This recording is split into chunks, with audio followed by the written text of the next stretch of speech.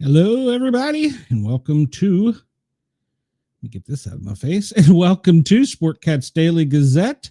I'm glad you're here. Thank you to Yerg's Radio, Radio X, Dare Media. The and boss course, jock. That is me, the boss has jock. Entered the building. You are listening to the Sportcat Show. That's right. Daddy has control of both the radio and the interwebs. We are live on YouTube. Come over and find us. Join the chat. We have a great chat. Denise, Chris are already here. Please hit that like, share, and subscribe button.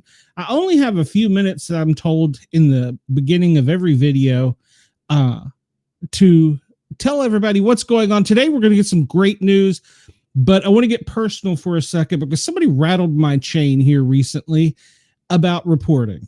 And I want to just kind of open with this because we've only got the first few minutes. I've already wasted one with music trying to get the notification out. So let's just hit it real quick. Most of you know, my followers know, I'm a retired firefighter, paramedic, hazmat technician, rescue specialist, blah, blah, blah. I have seen things that I can't talk about. I've been in classes that I can't talk about. And when I talk to you guys and gals, I'm trying to give some information and not be a MAGA or a libtard, but the newer generation, the younger people, view you either as a boomer or somebody who doesn't have the education or experience or qualification, unless you're Megyn Kelly, Joe Rogan, whatever, Charlie Kirk, Benny Johnson, any of those guys, even Alex Jones. But they don't understand.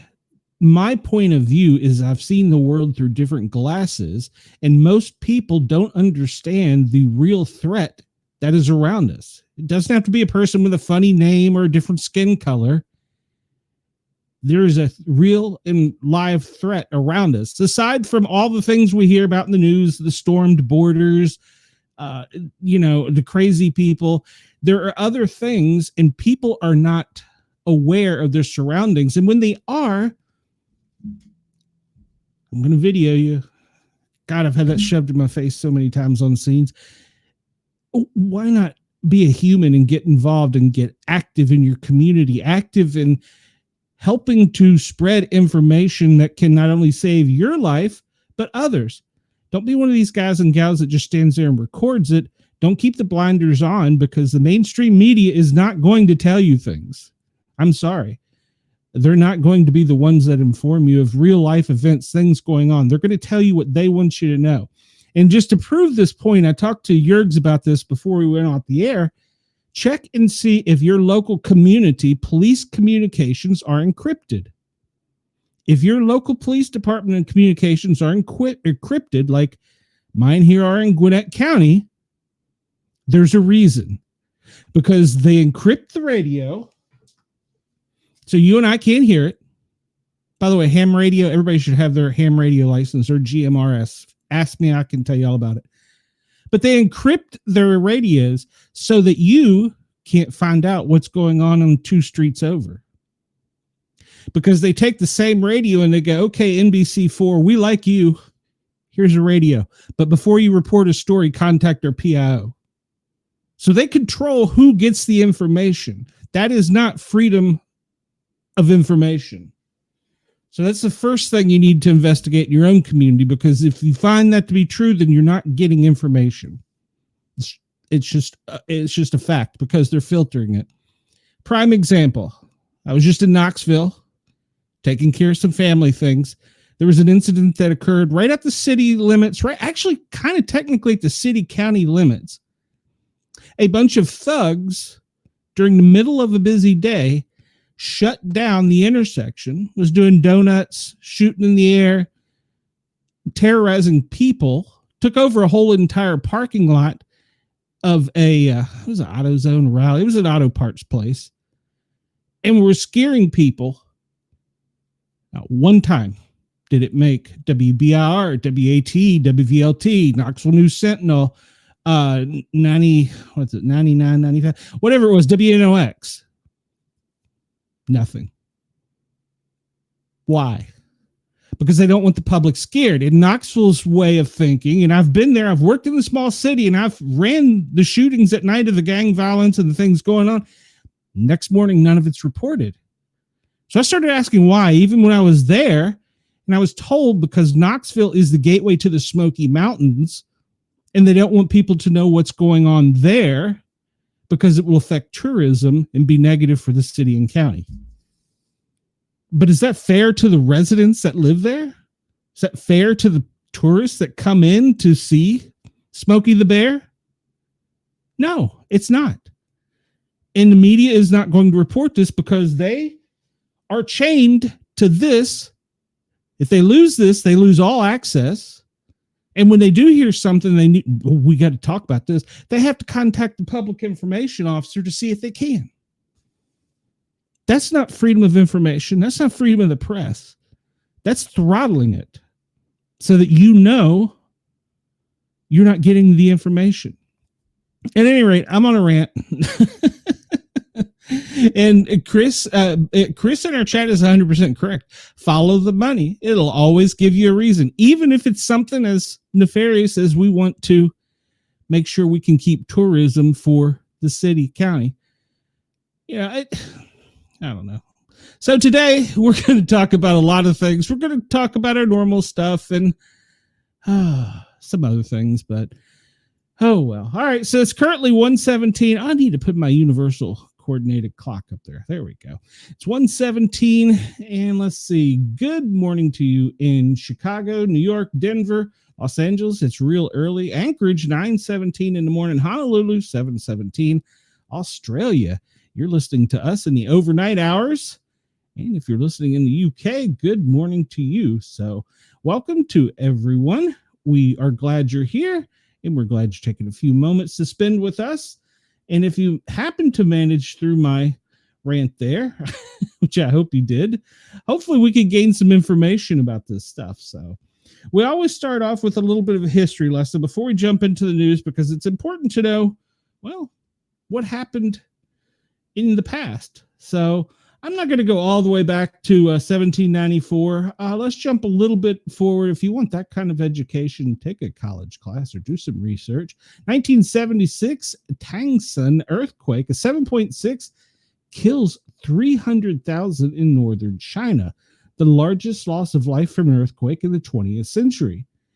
2005, the Provisional Irish Republic Army calls an end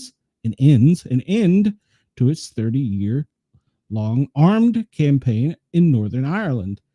Today in film, 1932, White Zombie, first full-length zombie movie to feature Victor Halperin and Bela Lugosi. 1914, Foxtrot, his first dance at the New Amsterdam Roof Garden in New York City by Harry Fox. 1973, 600,000 attend the Summer Jam Rock Festival featuring the Grateful Dead, the Allman Brothers at Watkins Glen, New York. At the time, it was the largest ever audience at a pop festival. 1977, legendary English cricket all-rounder Ian Botham, he makes his debut, 5 for 74 in the Australians' first innings in a 7-wicket third test win at the Trent Bridge. I wish I understood what a lot of that was. So I apologize that my sports knowledge on UK sports is not that in depth. Can tell you over the weekend, the first black man won at the Brickyard. I can tell you that. And if we get time, we'll cover that. So John Sebastian Bach dies in Germany at the age of 65, considered one of the greatest composers in Western music, if not all time.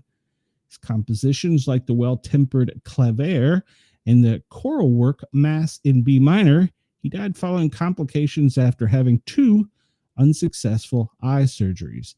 1945, a plane crashed into the Empire State Building. A B-25 Mitchell bomber with 2 pilots and 1 passenger crashed into the Empire State Building. The crash caused by heavy fog triggered a massive explosion between the 75th and 79th floors. 14 people died, and the impact caused the modern equivalent of $10.5 million in damages. Chris says, I know football. I don't know what the heck that was. Yeah, I've seen it. We talked about the earthquake in 1976. In 1979, the first victims of the Atlanta child killer are found. The bodies of 14-year-old Edward Hope Smith and 13-year-old Alfred Evans are discovered in southwest Atlanta days after both boys went missing, the first victims of the so-called Atlanta child killer. Their deaths were followed by at least 26 other murders. 1981, police arrested Wayne Williams, who was found guilty and sentenced to life in prison. Life isn't good enough for him. And it's funny, 1979, look at that. We're still evil in 1979. All those people who say that we're getting so much more violent, it's always been there. Open your eyes and learn your history. There you go. All right. So we'll jump into what is today. Ooh, National Milk Chocolate Day. I'm all about that. It's World Hepatitis Day. It's probably an awareness day. You should be aware of all diseases. Anniversary of the fall of fascism and Freedom Day. Okay. Baptism Day at Kevin Russ. Okay. Buffalo Soldiers Day. I almost read that next one. It's Day of Cannabis. Day of Cambria Institutions. Drupaka Teshi Day. First sermon of Lord Buddha. H.M. King's birthday. It's National Soccer Day. National Water Park Day. It's the Peru Independence Day. St. Ol's Eve in the Faroe Islands. It's World Nature Conservation Day. And let's see. Looks like training camps are opening for NFL. So that'll start off. Looks like several of them have opened. And by any chance, did anybody see the game between the Cincinnati Reds and the Atlanta Braves in the Bristol racetrack? Yeah, I missed that, and I wanted to see it. I'm sure I can go back and watch the highlights. I think that would have been much more exciting and eventful if there had been a NASCAR race going on.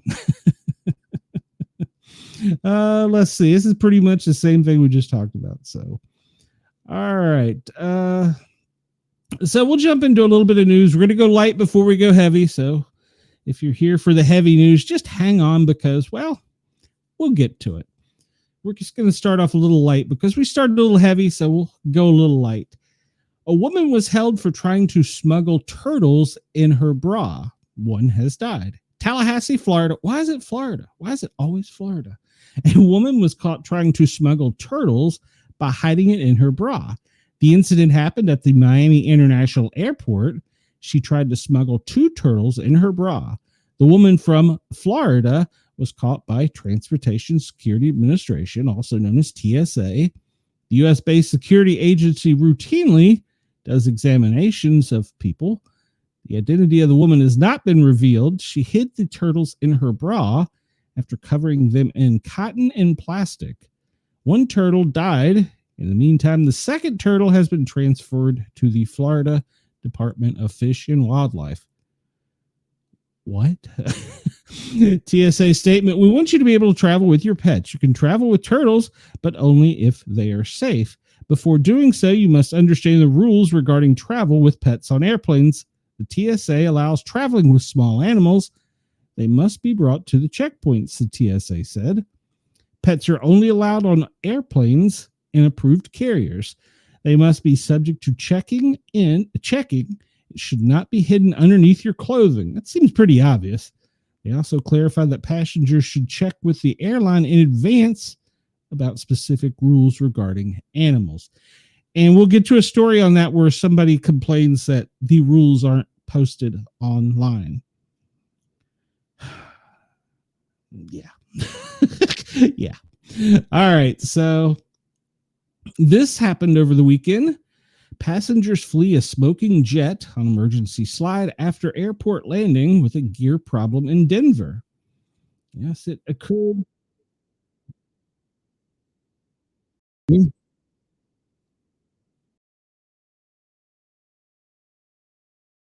don't think this is going out, but I was hoping to show some of the video. Notice the first thing they do is grab their camera instead of thinking of their own life. Get off the phone. So we're all gonna die. Yeah.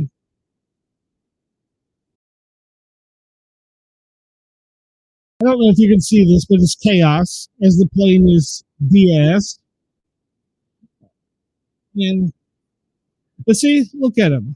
They're all so happy to be taking video instead of worrying about little kids and other people. Yeah. Yeah. So the plane apparently had problems with the landing gear on ah, stop talking. You're annoying me. Passenger slid down an emergency slide of a smoking jet at Denver International Airport due to a quote possible problem with the plane's landing gear. Well, yeah, it was on fire. The American Airlines Flight 3023 reported a possible landing gear incident during its departure from Denver on Saturday afternoon. The FAA said the problem involved an aircraft tire. The Fort Worth, Texas-based airline said in the statement the Boeing 737 MAX 8 carrying 173 passengers, 6 crew members was on its way to Miami. Video showed people sliding down the inflatable chute near the front of the plane while clutching luggage and small children.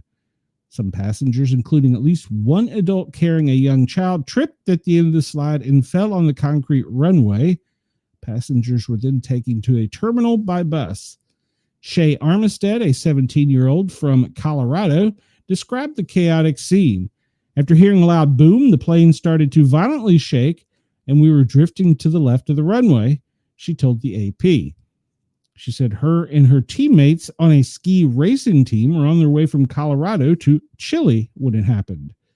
I started grabbing my friend's hand and I was like, oh my God. And then they slammed on the brakes and we all went forward and it finally brought the plane to a stop. She said it was terrifying. One of the passengers was taken to the hospital with minor injuries.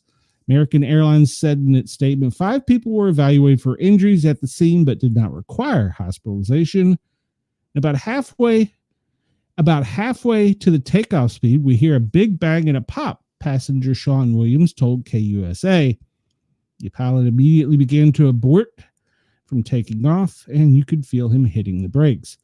Firefighters extinguished a fire on the aircraft, according to the Denver Fire Department. All customers and crews were deplaned safely, and the aircraft was taken out of service to be inspected by our maintenance team. Armistead said she was thankful for everyone who helped with her and her other passengers and grateful that she's safe. You've got to appreciate what you're given, and I'm so grateful that it wasn't worse. All right, so right now I just would be horrified to fly with all the things going on, to be honest. And let's say you're ever in this situation. I'll just give you some tips from a first responder's point of view.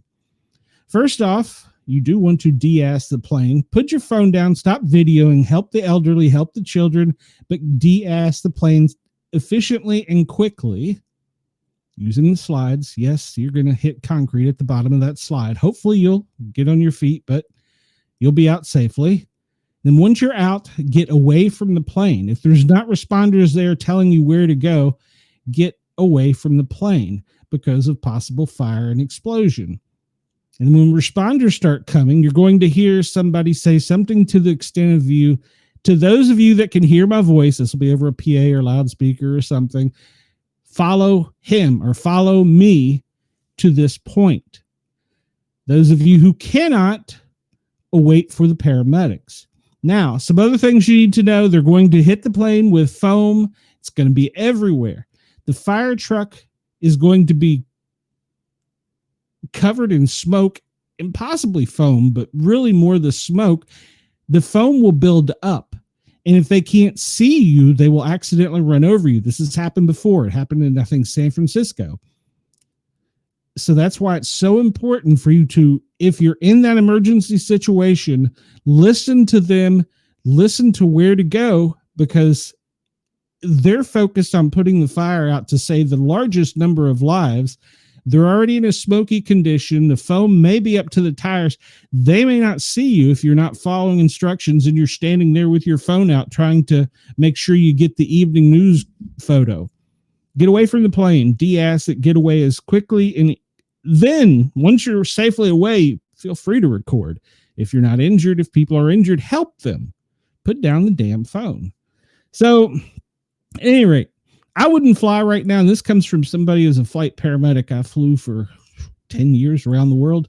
I wouldn't fly right now for the world because of just incidents that are ongoing. And I'll be honest with you. If you start looking at all these incidents through a jaded mind, you start wondering if there's not a bigger picture. That's just food for thought. I don't really know that there is or isn't, but we'll talk about that in a bit. So, I got this out of order here. This one comes to us from Action 5 News. Where's Action 5 News? Two-legged rescue Chihuahua helps save his owner from the Widowmaker heart attack. Even our littlest ones. A dog owner who suffered a heart attack is convinced he wouldn't have made it to the hospital if it was not for his two-legged Chihuahua. This comes to us from Atlanta. How did I know this? This Channel 5 is in Atlanta. Okay, an Atlanta man says he may not be allowed today if it weren't for his two-legged rescue dog who alerted him to a life-threatening condition. Andrew Kazik and his dog Champ are pretty much inseparable. It's been that way since he adopted the Chihuahua 7 years ago after the dog was rejected at birth by its mother. They were going to get rid of it for good, and I said, no, you're not. After he fell asleep on the floor a few months ago, Champ suddenly started acting up and pushing on his owner's chest with his hind legs. He doesn't normally do that. He'll cuddle me, but the jumping, that was a little out of tune for him. I knew something had to be pretty wrong for him to be doing that, he said. So moments later, he sensed what Champ was trying to tell him. He was having a heart attack and needed emergency medical care right away. The dog had alerted him and his wife to come help him. I couldn't even get up. They had to call for an ambulance. At the hospital, doctors quickly determined a major artery in his heart was blocked. It was the so-called, quote, widowmaker, because it's often fatal. But doctors were able to save him. He is convinced he wouldn't have made it to the hospital if not for Champ. I don't know if I'd be here if it were not for heeding his warning. Dogs are trained to detect subtle changes in an owner's body that might indicate an impending heart attack, seizure, or stroke, but others may have the ability to do so naturally. He believes that it's a gift that was given to Champ in turn to give to him. I do believe God put this dog next to me and near me because of the things I've had to overcome.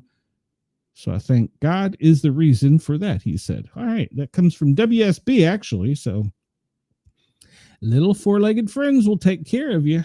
So be nice to the four-legged ones. All right. So yeah, that story was a lot of order. Sorry, guys. So we were talking about flying. People with phones out recording should be more like Champ. Agreed. And I think police should be more proactive on crime scenes. They started doing it in the small city I work in. If you're standing there recording it, technically your phone can be seized and taken for evidence, and you may not see it until after court. So it's probably easier to do the right thing than to, pick up the phone and record. So talking about flying again, this comes to us from the Times of India. And it's funny because I always think back to something my grandfather, who's a merchant mariner, told me. If you want to hear the real news, get a shortwave radio and listen to outside of America. Of course, this was the days way before the internet. This, I don't think, even made a blurb in the news. It may have, I don't know, but didn't get the headlines it should. So apparently they were on a flight, an EasyJet flight, and a passenger jumped up with his hand in his pocket and started making bomb threats and yelling religious chants, Allahu Akbar, I think it is, and death to Trump. An EasyJet from London to Glasgow was forced to make an emergency landing after a passenger allegedly issued bomb threats in midair. Pretty sure it's not alleged because, well, they had their phones out. A video of the incident, which quickly went viral on social media, shows a man standing in the aisle of the plane shouting Allahu Akbar. He's also heard yelling death to America and death to Trump before being tackled by fellow passengers and restrained on the cabin floor. The mid-air scare began when the man 41 reportedly emerged from the toilet at the rear of the aircraft, shouting and raising his hands in the air. So, the 39-year-old passenger on board who wished to remain anonymous told The Sun he literally came out of the toilet shouting Allahu Akbar with his hands above his head. Then he said, "I've got a bomb, I've got a bomb." At this point, people were confused. I thought he was joking. I mean, it's a weird joke. I'm thinking that's probably not something you want to joke about on a plane. According to witnesses, the man grew aggressive towards flight crew. He pushed the airline staff and was being aggressive towards them. He was a big guy, about 6 feet, and there's petite little women, the passenger added, as cited by the Mirror. Flight attendants were seen in the video clamoring over seats to inspect the man's bag, while 3 passengers managed to subdue him. The pilot quickly declared an emergency and initiated rapid descent. They announced he was making an emergency landing. He took the plane down very quickly, according to witnesses. Initially, the passengers feared the plane would divert to another airport, but it safely landed at Glasgow. Upon arrival, the aircraft was directed to a remote part of the airport where they boarded and arrested the man. So, I don't know if you'll be able to hear this, but once again, he's going to bomb the plane. What's everybody doing? It's a joke. Oh, we're going to record this guy. This went on for too long. Finally, some guy's like, "Yeah, I've had enough of you." And then we get him on the ground, get his hands out of his pocket. A couple big guys finally come over and subdue him. But how long were they recording before somebody decided to do something? Take care of your fellow human being. All right. So this one is probably one of the things that has really got me on edge, because I believe that there are good people in Washington still. I believe there's a lot of bad people, but I think this man may have a heart, and I think that he's really torn. And he posted on X, what used to be called a tweet. We're talking about Dan Bongino, a message that, well, he says, "I'll never be the same." This comes from a man who has spent his life in law enforcement, Secret Service, and I think CIA. So he's probably seen some pretty bad things. So he posts a cryptic message after the fallout with Bondi. Just days after the fallout with U.S. Attorney General Pam Bondi, Dan Bongino, Deputy Director of the FBI, has posted a cryptic message on X, which is formerly Twitter, raising speculation about potential new revelations related to the Jeffrey Epstein case. While the context and intent behind the message remain unclear, many are interpreting it as a veiled reference to the controversial Epstein files, which have resurfaced in the public discourse following recent developments. In his post, Dan Bongino wrote, "The FBI director and I are committed to stamping out public corruption and the political weaponization of both law enforcement and intelligence operations." What did I just say? Who's got the radio? He added, "What I have learned in the course of our properly predicated and necessary investigations into the aforementioned matters has shocked me down to my core." Expressing deep dismay, he went on, "We cannot run a republic like this. I'll never be the same after learning what I have learned." He concluded the post by pledging transparency and integrity, stating, "I can promise you an honest and dignified effort to the truth. Not my truth or your truth, but the truth." In a separate post, he shared a news article referencing a 2016 intelligence report suggesting Russian preference for Republican candidates over Democrats, stirring further political controversy. He's a former Secret Service agent. That's right, Secret Service. He wasn't CIA, who had previously helped President George Bush and Barack Obama. He previously used social media to promote theories surrounding his Epstein death, particularly before Donald Trump's return to office earlier this year. Earlier this month, tensions escalated between Bongino and Attorney General Pam Bondi over a Department of Justice and FBI memo that officially closed the Epstein case. The memo claimed Epstein died by suicide in 2019 and dismissed rumors of a, quote, client list, labeling it a hoax. Bongino reportedly disagreed strongly with this conclusion. Reports at the time indicated that Bongino had considered resigning. An insider told NBC, Bongino is, quote, out of control, furious. This has destroyed his career. He's threatening to quit and torch Pam Bondi unless she's fired. However, President Trump later told the press that Bongino was in good shape. And there are headlines that say that President Trump is furious currently because he wants this to go away. Why does he want it to go away? I don't know. This comes to us from Newsweek. Donald Trump says his name may have been planted in the files. And everybody, please remember to hit that thumbs up button, because me talking about these things and using some of these keywords, the YouTube algorithm is going to bury me. So help spread the word by pushing that thumbs up and subscribing and that notification bell.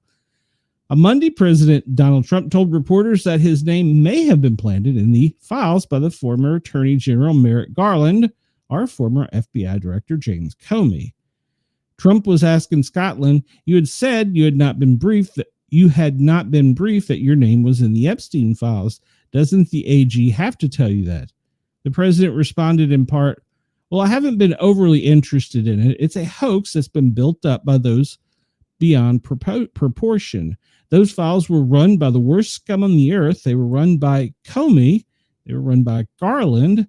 They were run by Biden. Those files were run for 4 years by those people. The whole thing is a hoax. They ran the files. I was running against somebody that ran the files. If they had something, they would have released it. I believe that to be fairly true. If they had something on him as much as they've put him out there, they would have used it. He also referenced discredited and they can't connect them. The Steele dossier, or collection of unverified intelligence reports compiled in 2016 by a former British spy, and they were commissioned as opposition research during the presidential election. The dossier contains allegations about Trump's ties to Russia, including the claims of collusion between the Trump campaign and the Kremlin, as well as salacious and compromising personal matter. He continued, now that they can easily put something in the files that's phony. As an example, he wrote a book we call the Fake News Dossier. The whole thing was a fake. The whole thing was a fake, he says.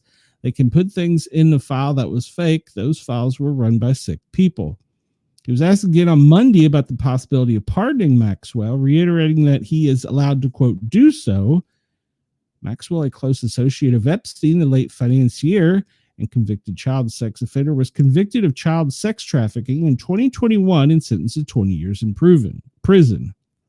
He said, well, I'm allowed to give her a pardon, but nobody's approached me with it. Nobody's asked me about it, Trump told reporters when asked about the possibility. It's in the news about that, the aspect of it, but right now it would be inappropriate to talk about it, he said. The remark echoed the president's comments on Fridays, where he told reporters, it's something I haven't thought about. I'm allowed to do it, but it's not something I have thought about. In recent weeks, Trump has struggled to shift the controversy from the Epstein, a wealthy financier and convicted sex offenders who authorities said died by suicide behind bars in 2019 while awaiting trial on sex trafficking. Donald Trump, the president, faced pressure from his supporters to release the files, which they believe will reveal a cover-up to the case to protect Epstein and his wealthy, powerful friends. He was also asked about reports that he kicked Epstein out of his Mar-a-Lago resort in Palm Beach. He said, in part, for years, I wouldn't talk to that Jeffrey Epstein guy. He did something that was inappropriate. He hired help, and I don't ever do that again. He stole people that worked for me, and he did it again, and I threw him out of the place. Persona non grata, and that was it. I'm glad I did it if you want to know the truth. Well, supposedly, what Epstein did was, as an American financier, he was convicted in 2008 of soliciting prostitution from minors and later arrested in 2019 on federal charges of sex trafficking and conspiracy involving girls as young as 14. He was accused of running a vast human trafficking operation, recruiting underage girls for sex with himself and associates, and targeting vulnerable victims across his residences, including New York, Florida, New Mexico, and the Caribbean. Trump's name does appear multiple times in the publicly known Phase 1 release of the Epstein documents, 9 mentions in flight logs, and in the Epstein famous contact book. According to the relations have come under fresh scrutiny, the Wall Street Journal reported that attorney Pam Bondi told Trump that his name was in the files during a briefing in May. Trump has never been accused of any wrongdoing in connection with the Epstein, and its inclusion someone's name in the files may be otherwise. And then it goes on to talking about where is the island? Did the island actually have any visitors from him? And one thing I love, they keep talking about flying to the island. If you physically look on the map at the Little St. James Island, which is southeast coast of St. Thomas in the U.S. Virgin Islands, it's 70 to 78 acres.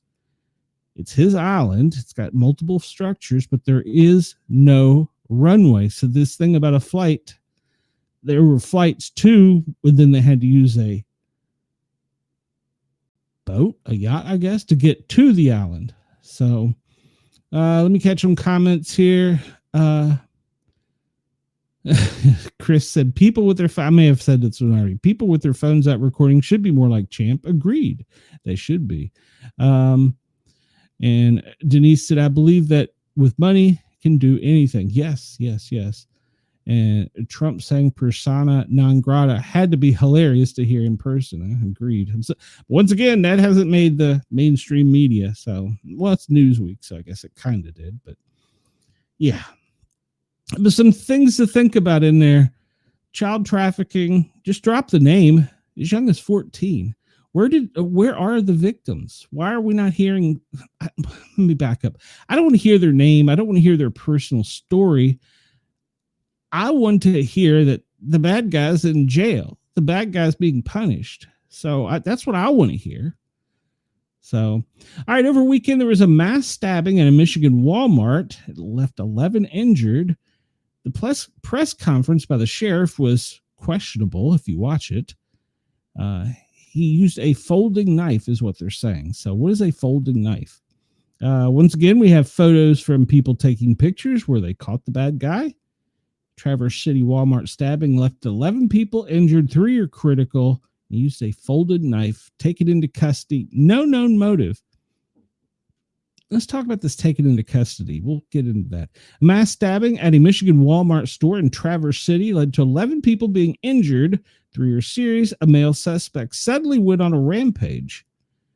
Grand Traverse County Sheriff Michael Shea told the Traverse City Record that the attack appears to be random and the weapon was a, quote, standard folding knife. Remember I told you these knife incidents are going to start increasing. You should have a force protector with you or some other form of self-defense. So he's ID'd himself as a born-again Christian, and apparently, well, he thought he was right. Let's see. So one thing here that there was also a mass mall violence over the weekend. I just learned overnight there was a mass shooting in Atlanta. The one at the mall with no known why it happens. And the media also, I read an article on this, they're trying to change the wording of the mass shooting to something a little bit different so that it's not as out there in the media, which is kind of odd. This is what we should be talking about more than anything. You can see a good guy here with a weapon. And you see people even trying to intervene to get him to stop. Yeah. And then if you listen closely, you can hear the knife drop. And then he says he's listening to the guy with a gun. And, well, it took 3 minutes for the police from the time 911 was activated till they got on scene. 3 minutes. Ladies and gentlemen, Picture yourself in a fight for 3 minutes. That's a long time. One of the training classes we had put us in a physical fight. We were against each other, so it was close. We had on protection and we had on, gear. And we were supposed to fight for our lives for 60 seconds before help arrived. That seemed like the longest minute of my life. I cannot imagine 3 minutes. 3 minutes before a good guy, showed up from the police department. But the guy that did this, his name should be all over the news as the hero because, well, he was the one that basically stopped the attack. It was still ongoing out in the parking lot. Authorities are now going to seek terrorism charges against the suspect. And this article goes on to about that he entered a Walmart and randomly stabbed 11 shoppers. Supposedly it was the self-checkout before being detained by bystanders in the store parking lot. He's expected to face terrorism and multiple assault charges. The sheriff, Michael Shea, said the motive behind the attack was unclear and that he had prior incidents as well as controlled substance violations, and said very little as he was arrested. The man is expected to be charged with 1 count of terrorism, 11 counts of assault with intent to murder. The sheriff quickly praised the response by law enforcement, who arrived within 3 minutes. That's a good time. I won't argue that. 3 minutes. There were people in that store for 3 minutes fighting for their lives, as well as a group of bystanders who intervened and detained Gilly in the parking lot in the shopping center. He was entered the store at 4:10, remained there for some time before the attack began. The calls started coming in at 4:43, and the first arriving deputy was at 4:46. He said the remarkable efforts likely prevented others from being harmed, adding a 3.5-inch or 9-centimeter cutting blade was used in the attack. 3.5 inches. That's not much. He says, I cannot commend everyone that was involved enough, he told the news conference. When you stop and look from the time of the call to the time of actual custody, the individual was quickly detained within 1 minute. And they go on to talk about the terrorism charges and that the prosecutors will be bringing them today. They don't say when he's going to be arraigned.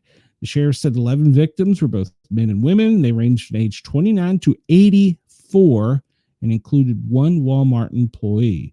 Munson Medical Center Chief Medical Officer Dr. Tom Schumerhorn spoke at a Sunday news conference and said 1 patient was treated and released. 2 were in serious condition. The rest are in fair condition. All were expected to survive. Witnesses' accounts. One guy, Stephen Carter, was loading his truck in the Walmart parking lot when he saw a man with a knife stab a woman in the throat. About 5 minutes later, he said the attacker was surrounded by shoppers in the parking lot, including one who was holding a gun. The group of 5 or 6 people kept yelling to the man to drop the knife. He said the man responded, I don't care, and he kept backing away from the crowd before someone finally tackled and subdued him. At first, it was disbelief. I thought maybe it was like a terror attack, he said. He delivers customers' orders from Walmart's, and then it was fear and disbelief and shock. It was just amazing. All of it happened fast, like he was totally subdued in the ground by the time police arrived. Emergency vehicles and uniformed first responders gathered in the parking lot of the shopping center that houses several other retail stores. Employees were people were being seen interviewed by the law enforcement. So, and notice here they go on to talk about a good guy with a weapon stopped it. Where's his name? Good guy should be getting more. We know the bad guy's name. We know more about the bad guy than we do about the good guy that stopped him. That guy's name should be plastered everywhere. He's a hero. His name is Derek Perry. Yes, Derek Perry from Traverse City. He should be a hero after stopping the 42-year-old mass stabbing suspect, along with the second man, Matthew K., a vet from Kent City. Both men risked their lives to subdue the suspect. Why are we not hearing more about this? Chris says, a boxing round is 2 minutes and it's exhausting. Those are professionally trained fighters. We are not. Denise agrees. Exactly. Derek Perry, 41, of Traverse City, had been out shopping with him and his family when he and Matthew Kay, a U.S. Marine Corps veteran visiting from Kent City, Michigan, risked their lives confronting the suspect. Prior to the police arriving at scene, the two men confronted the stabbing suspect and demanded he put down the weapon. According to witnesses, as the situation unfolded, the attacker had injured several people at the Walmart store when Perry stepped in to stop the suspect without hesitation. He lunged towards the attacker and tackled him to the ground. He restrained the yet-to-be-named attacker, well, we know the guy's name now, until police arrive. Thanks to Perry's swift and selfless action, he likely prevented further bloodshed. According to Cedar News, one shopper who witnessed the incident said he didn't even hesitate. Everyone was running away, but he ran towards it. Security footage later revealed Perry's quick and brave response amid the horror that erupted at Walmart. He confronted the attacker, disarmed him using a store shelf as cover. Perry later said his background in security training may have contributed to restraining the attacker. Law enforcement praised him for his bravery and quick thinking, as he probably saved a lot of lives. Had he not stepped in when he did, the situation could have turned much worse. City officials reported planning to officially recognize Perry's bravery in the coming days with a Community Hero Award. So, yeah. A second shopper, Matthew Kay, U.S. Marine Corps veteran, who at the time of the mass stabbing had just finished checking out the store when an emergency announcement was broadcast over the intercom. There is a man with a knife. While exiting the store, he saw two people injured, including an elderly woman. Acting on instinct and military training, he instructed his daughter to stay back and used a nearby shopping cart to strike the attacker in the Achilles tendon, causing the suspect to fall forward.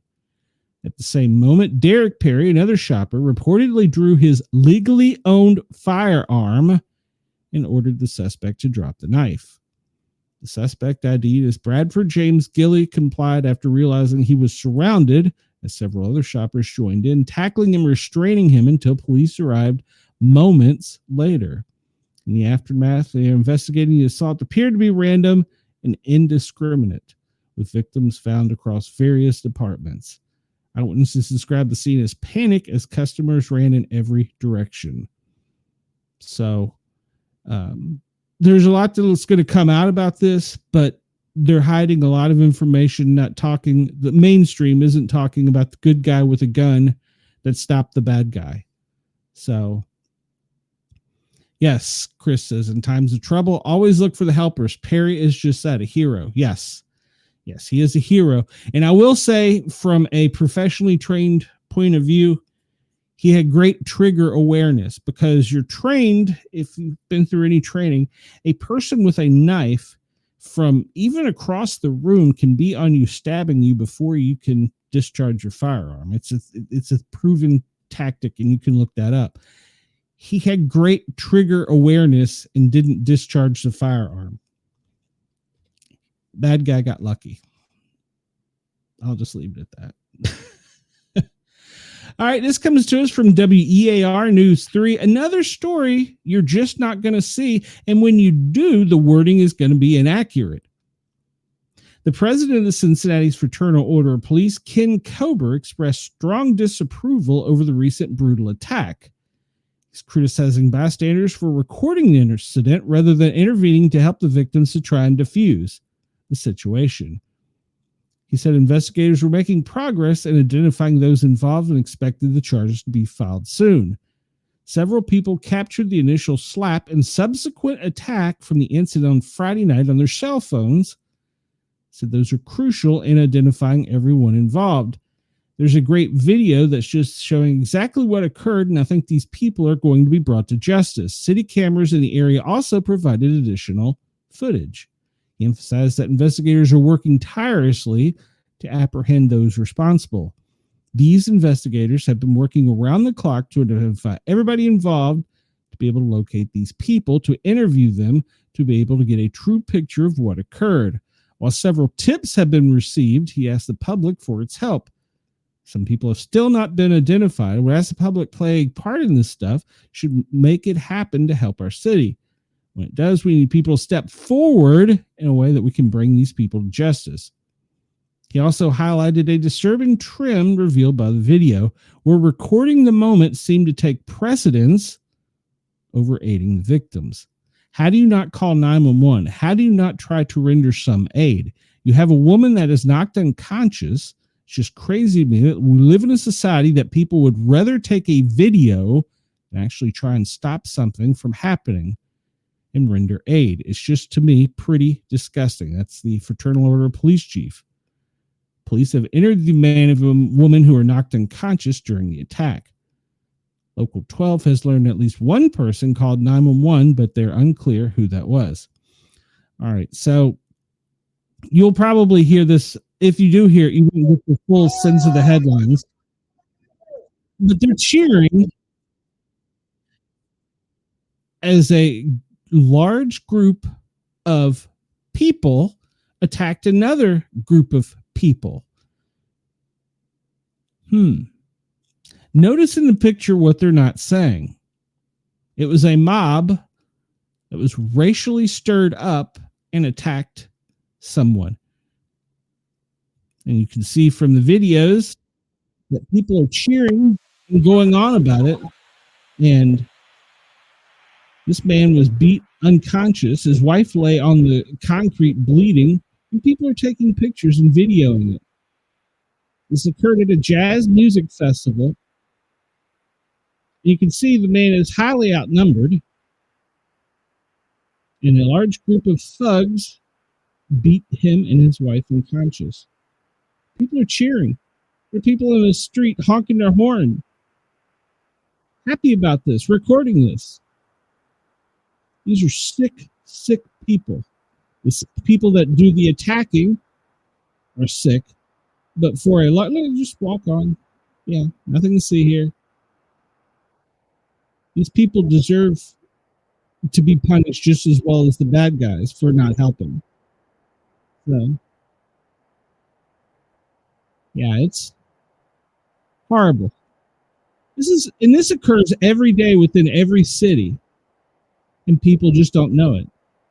Like I said, you'll see this headline. It'll be out there if you see it, that, it was just a random fight. It wasn't just a random fight. I mean, granted that, it could have been avoided probably, but if you notice, it's one group of people attacking someone else while people are cheering. They're stomping on this man's head. Even a woman gets involved. Look at this. Yeah, they're cheering. Yeah, well, they're stomping his head. Now, let's turn the tables here for a minute. Let's just say this was a group of another type of people that did this to a group of another type of people.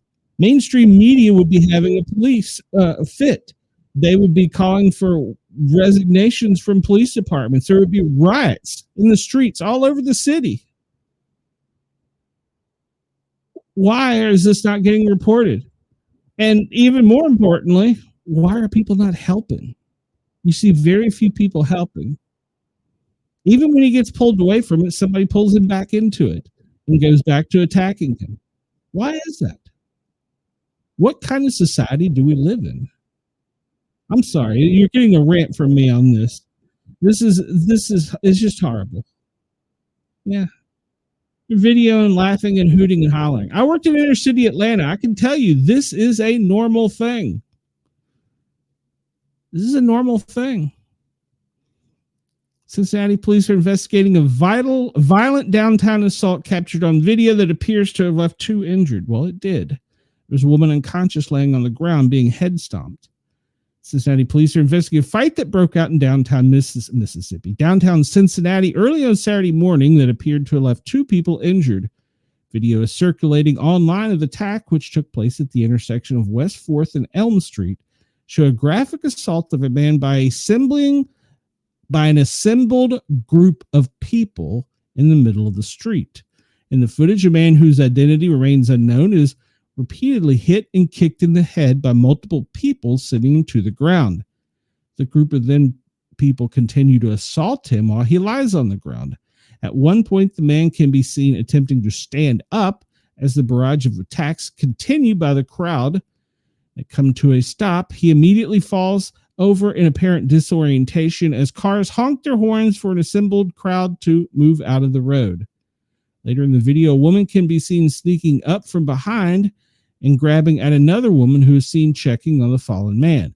While a separate man in the crowd punches her, the punch causes the woman to fall to the ground, to the head slamming on the ground, onto the concrete. After a moment, it becomes apparent that the woman is unconscious as blood can be seen streaming from her mouth. The video ends as bystanders attempt to move the woman out of the street.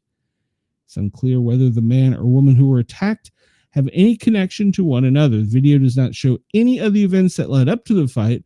All the police say that it started with a verbal altercation between some of the individuals depicted in the video.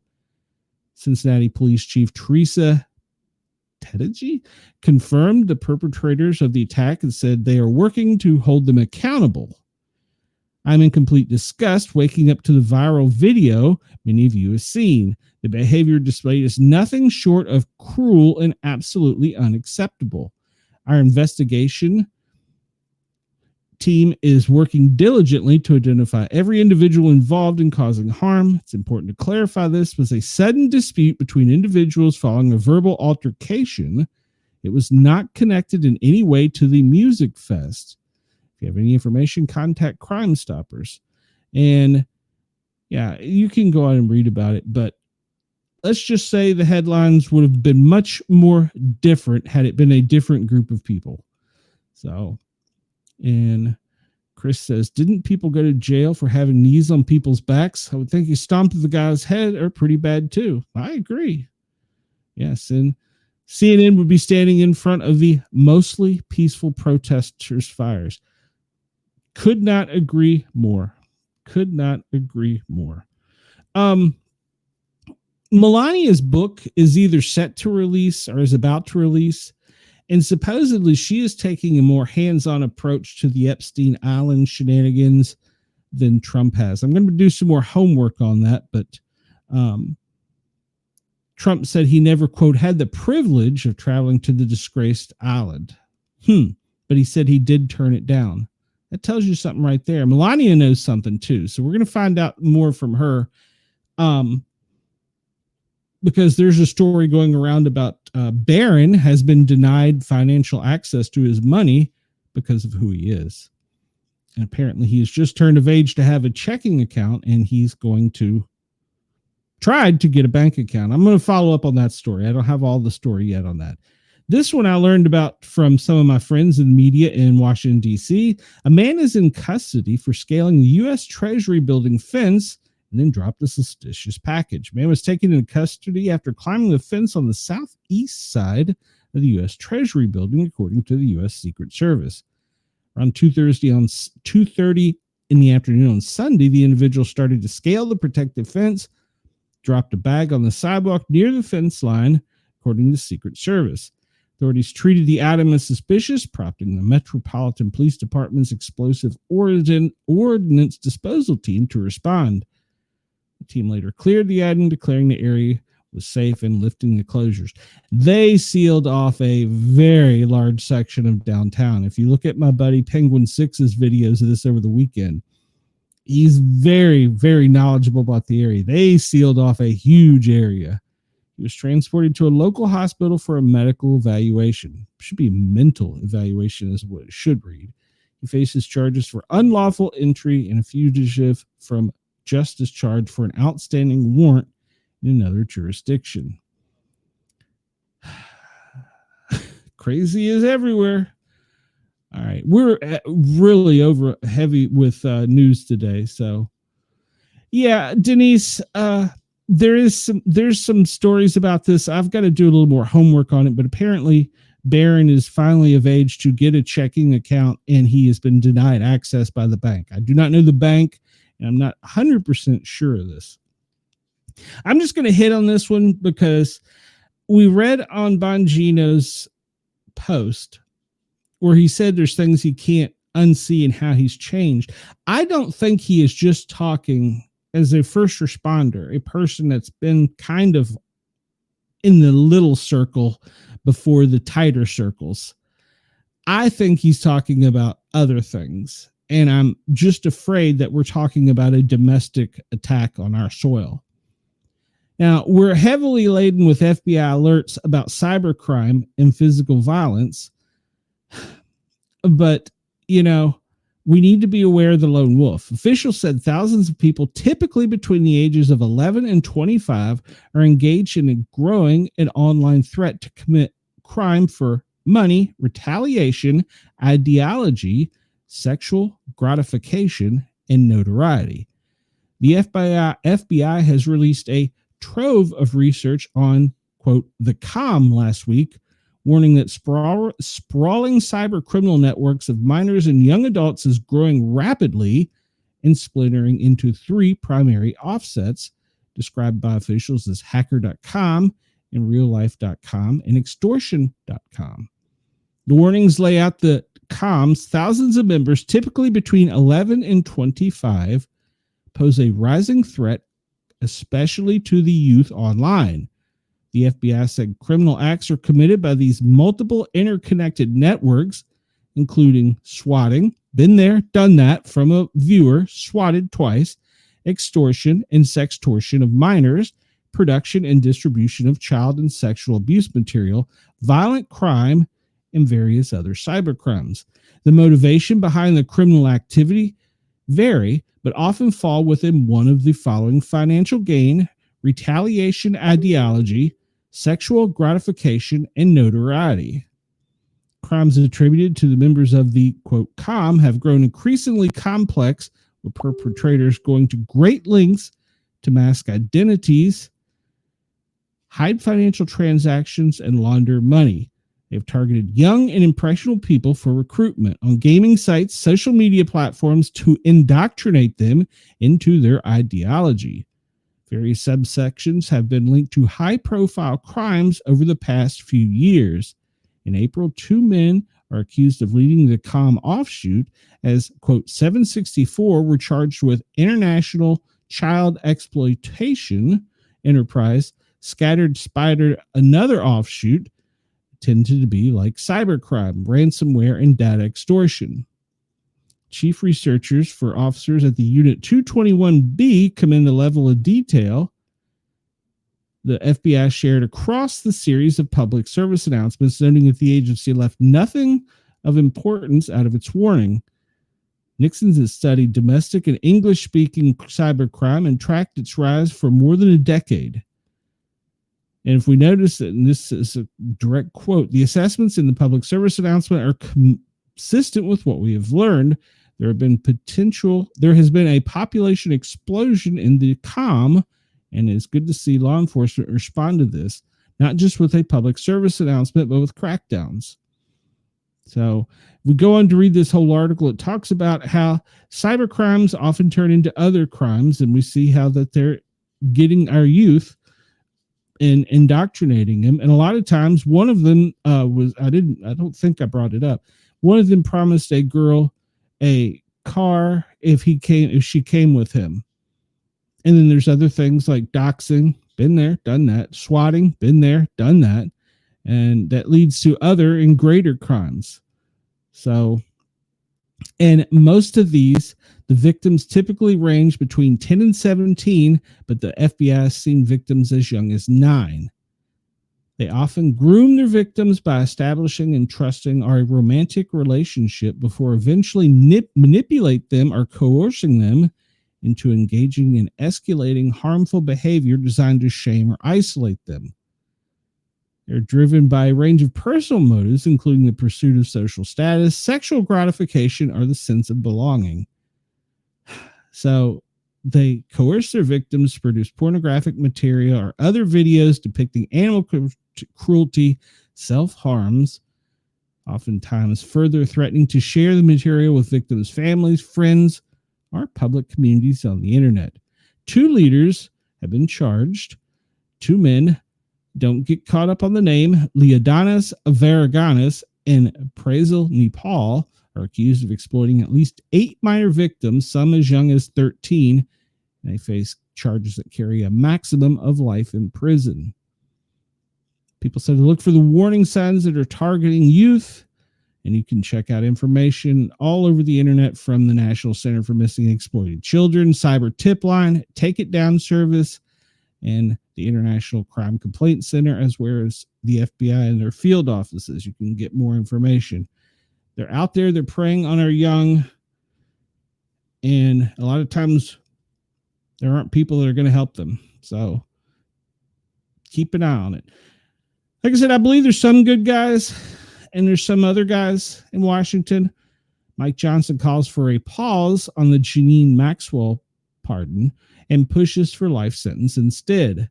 U.S. Speaker of the House Mike Johnson disagreed with Republicans who are floating the idea of granting a pardon or commutation to Janine Maxwell as the Epstein scandal continues to rock the White House.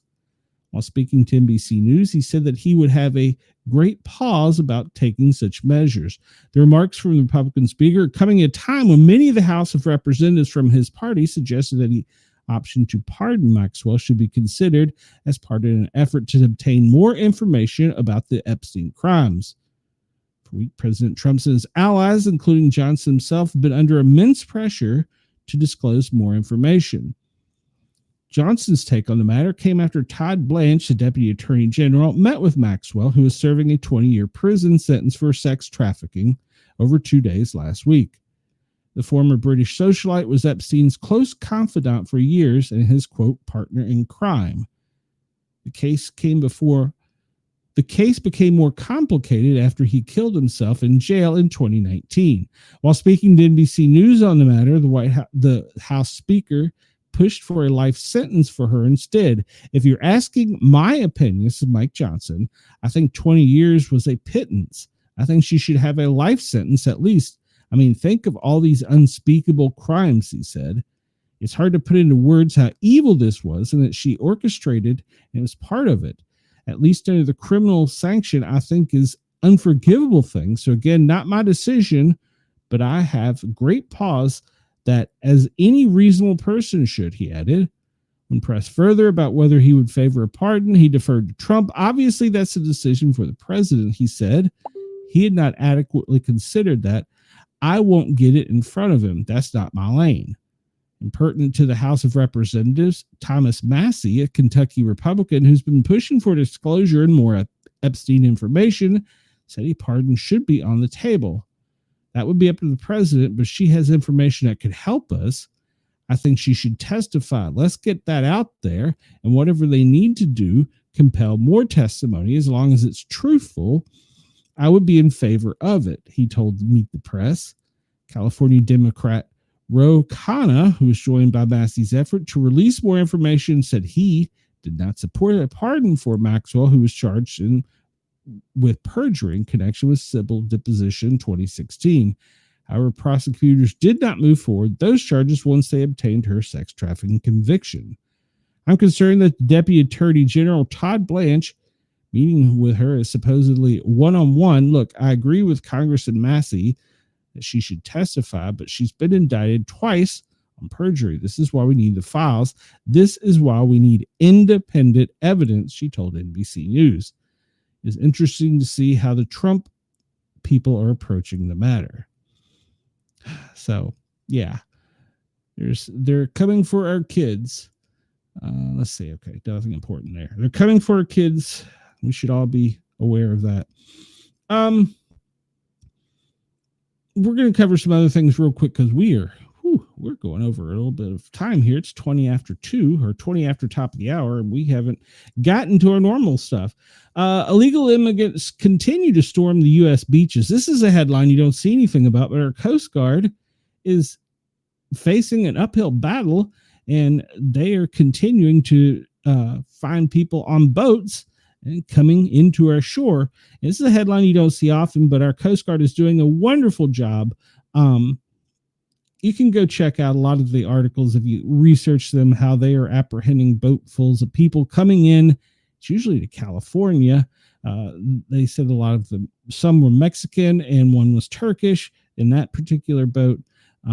But the U.S. Coast Guard does not want anyone to die by drowning trying to cross into the United States illegally, but they are trying to stop this. And this is something that's being underreported. They're saying our borders are secure. Well, our borders may be, but now we're talking about maritime, and it's not getting the attention. February, Coast Guard intercepted 132 Haitians coming to the Florida Keys. So the Coast Guard is continuing to strengthen and protect the domestic, the continental United States, but they are coming more and more under fire every day, and it's just not a headline getting out there. So look for that. Chris says, what is more pressing than Epstein cases, where the Attorney General has things more important to deal with, that she sends the deputy AG. It's bad optics. Well, if you've read some reports, the White House is fuming, and they want this to just go away, and they're trying everything they can. But remember I said just before the weekend, this is probably a distraction to something else, but it's continuing to come to a head. So eventually something has to be done. So this comes to us about from Jay Leno. He says, why current late night hosts alienate half their audience to get the joke? I don't think anybody wants to hear a lecture. As the fallout from CBS cancellation of the Late Show, Stephen Colbert continues. One of the late night's longest reigning hosts has some thoughts about the role of politics in comedy. Jay Leno, in an interview with Ronald Reagan Presidential Foundation President CEO David Trulley, said that while hosting The Tonight Show, he was happy to aim for a balance of jokes about Democrats and Republicans.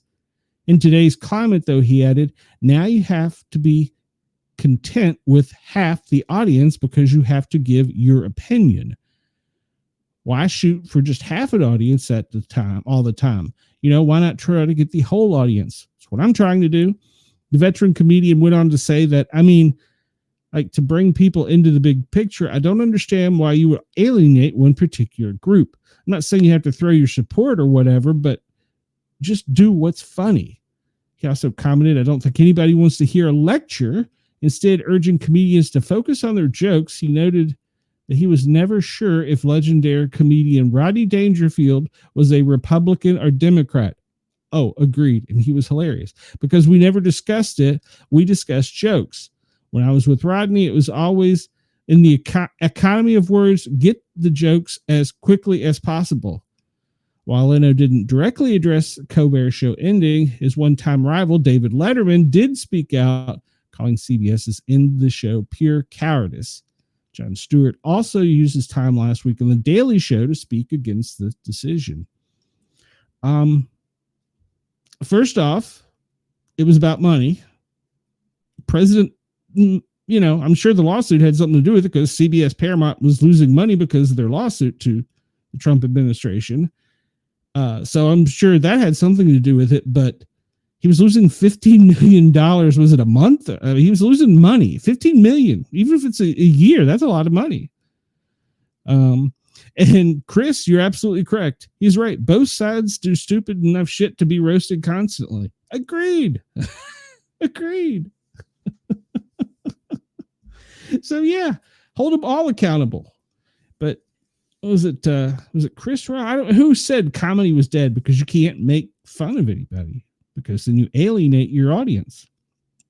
So what to know about cloud seeding? We're going to hit this real quick because this has come up, and for the longest time, it was a conspiracy theory.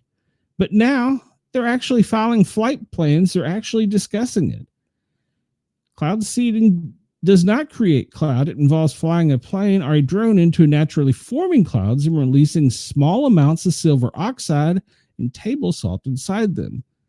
They pull the vapor out of the clouds, resulting in forced precipitation, either rain or snow. Silver oxide is the favored seeding agent because its crystalline structure is nearly identical to the natural ice crystals.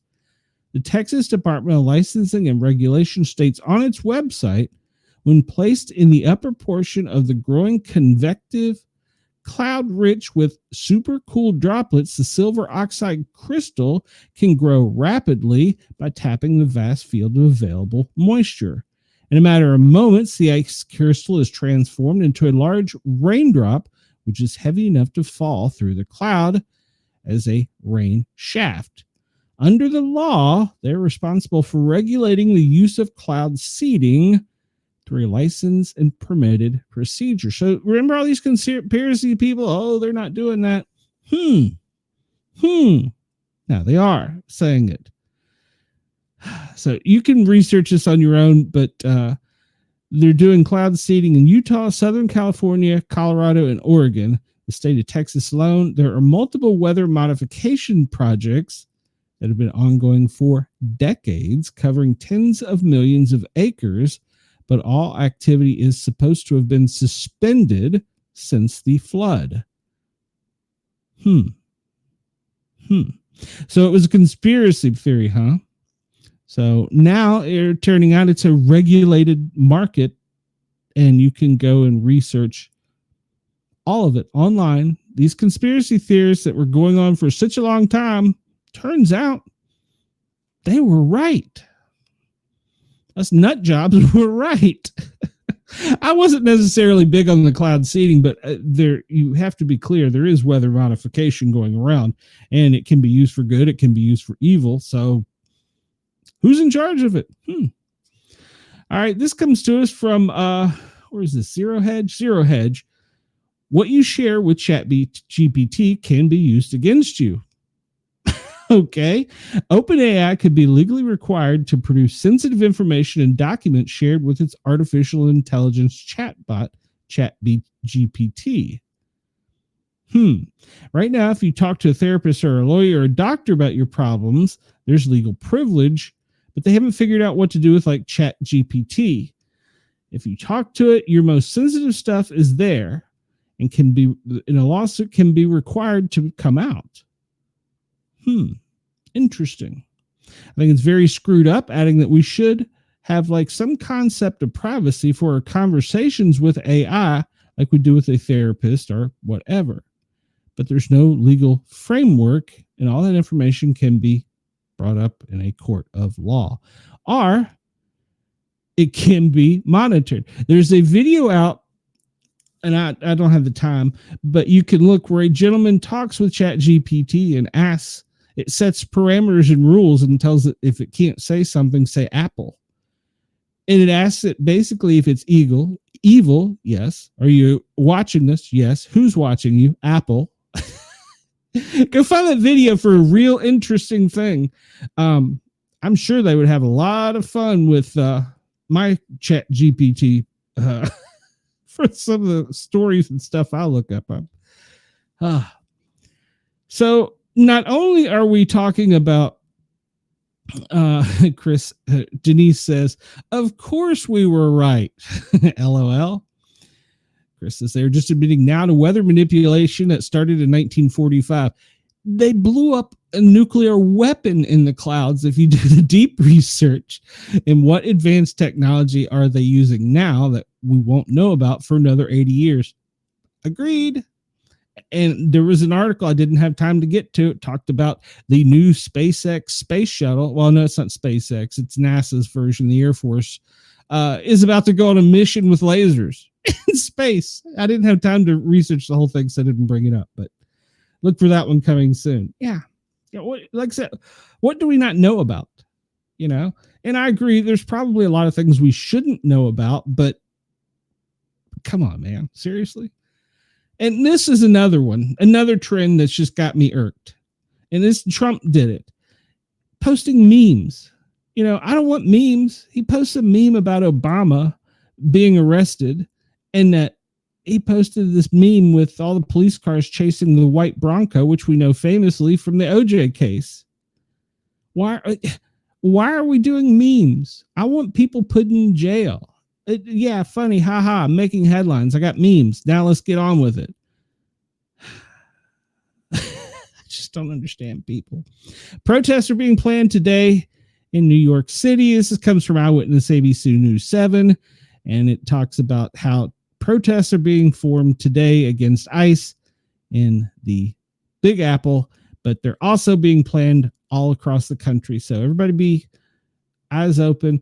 I'm not going to really give this one anything. A woman claims that Spirit Airline refused to let her board her flight surgery from Miami after she underwent cosmetic surgery. If you read the whole article, she had medical surgery of some kind that she won't say what it was. She had a note from her doctor that she was safe to fly when she went to board with a portable suction unit from a tube extending from her abdomen, pulling out bloody content.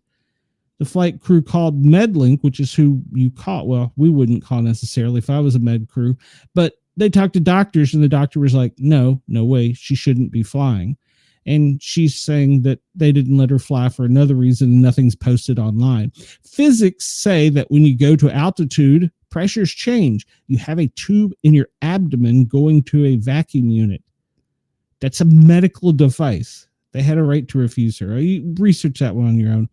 The astronomer that got in trouble for his little squeeze is apparently hired Gwyneth Paltrow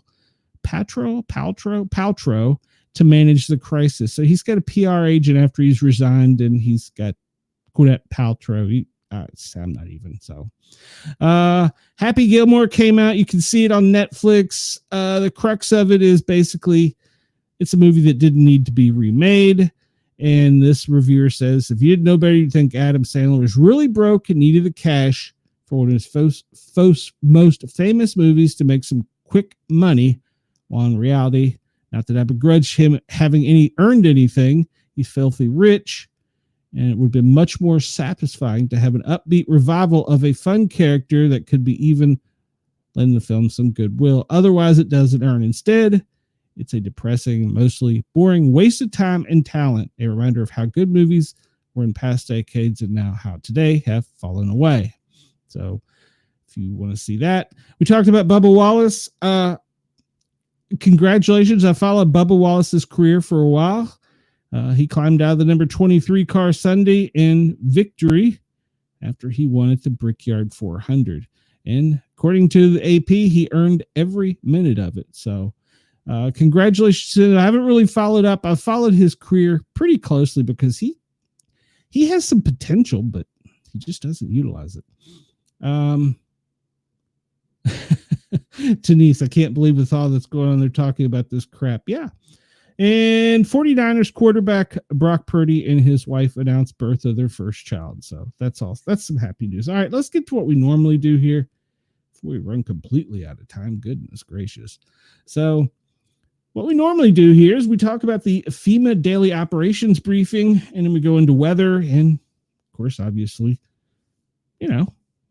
headlines like we've been doing. So this comes to us from Monday, July 28th at 8:30 a.m. This was given to the president then, and he gets the good one. We don't get the secret squirrel stuff, even though you'll find more of it if you research it online. Chris says the 2025 version of Caddyshack. Yep, agreed. I don't have Netflix. Maybe my daughter does. I'll steal her password. All right. So what they're monitoring: severe thunderstorms in the northern Intermountains to the Great Lakes, excessive rainfall, flash flooding from the northern plains to Mississippi Valley, excessive heat, northern plains to the southeast. The fire weather is pretty active in the Pacific Northwest to the northern Rockies. And look at that, tropical activity. Last week, nothing. Now we got 3 of them. And a tropical storm. So technically we have 4 that they're monitoring. So, keep your eyes open on the, they're saying there's not an Atlantic, but the Central and Eastern Pacific. But that's not 100% control. It's not the whole story about the Atlantic. Tropical storm Iona. Well, she's headed towards Hawaii. She's 915 miles southeast of Hawaii. She's moving at 12 miles an hour with a maximum sustained wind of 50 miles an hour. And her storm goes 45 miles out from the center. They're saying she's going to stay well south of the Hawaiian Islands, but it's going to strengthen today before becoming a hurricane. But some expected weakening is to begin by Tuesday night. So I'll tell you what, the tornadoes up in the Dakotas, Minnesota, Iowa, Iowa, been crazy. So today they're calling for severe thunderstorms, pretty much in that same area. That heat that we've been battling has been trying to push that wedge, and it's meeting that cold air and just not moving, resulting in the Montanas, the Dakotas, the Minnesotas, the Iowa, Michigan, Illinois even, and getting some serious thunderstorms and heavy rains. That's supposed to continue a trend today, so make sure you have your weather radio with you, and you're tuned into what's going on around you, because a tornado can pop up pretty quickly. It's expected that same area is going to get heavy rain and flooding for about the next 2 to 3 days. The outlook, well, pretty much the center of the Dakotas there is where the worst part is, but it stretches out all the way to the Canadian borders to the Great Lakes and down into almost the Four Corners region where the severity is. Like I said, the most part of it is expected to be over the Dakotas, but you can expect anywhere in that Midwest, northern Midwest area to be a hotspot for the next 2 to 3 days with possible tornadic and hail activity. The potential rainfall is incredible for that amount of the country, with the Dakotas getting the brunt of it and it moving over towards Illinois, Iowa, and then later to Michigan. And down in the Gulf of America, we're not exempt either.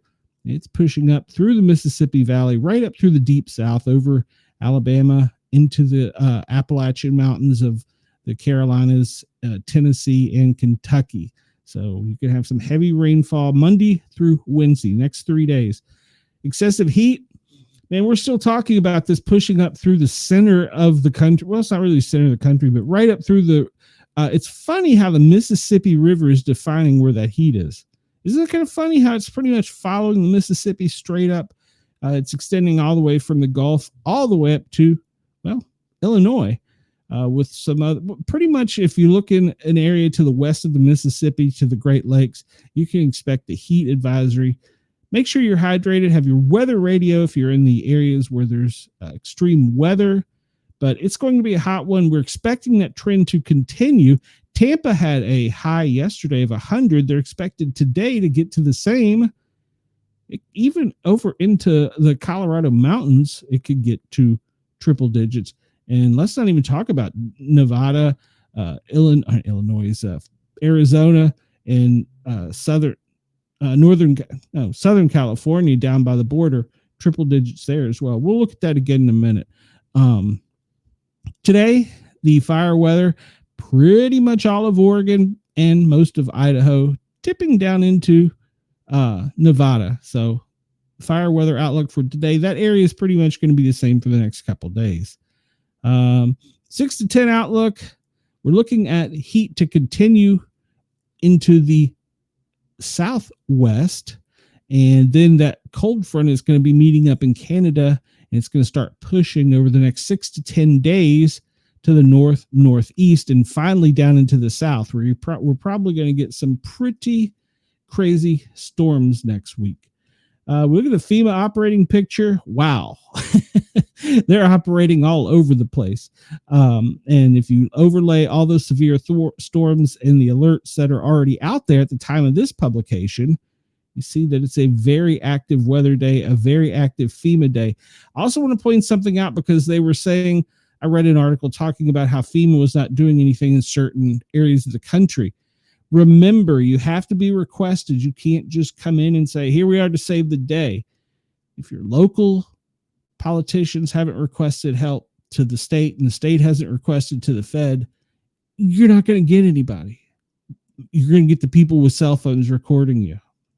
So before you start believing those headlines, do some research and see if your local has done the right thing. No, wrong button. All right, let's see here. We'll talk about the president's schedule for today. Actually, let's back up a little bit, because we last talked to you guys on Friday. We talked about how he left and went to Glasgow, and he got there at 3:53 local time, and that was UK time.